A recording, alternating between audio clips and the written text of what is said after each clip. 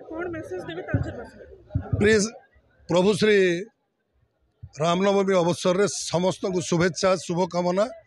मर्यादा पुरुषोत्तम रामचंद्र प्रभु लक्ष्मण माता सरस्वती माता सीतांकर अपार करुणा समस्त ऊपर रहू।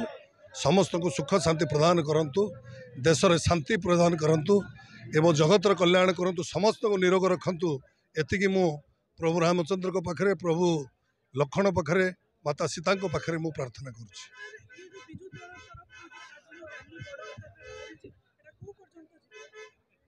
आमर आज प्रबाद पुरुष विजु बाबूंकर 27तम श्राद्ध जयंती दिवस पालन करुछु। आमे ए अवसर रे समस्त को शुभेच्छा शुभकामना प्रभु जगन्नाथ माँ हिंगुला को पाखरे प्रार्थना करी।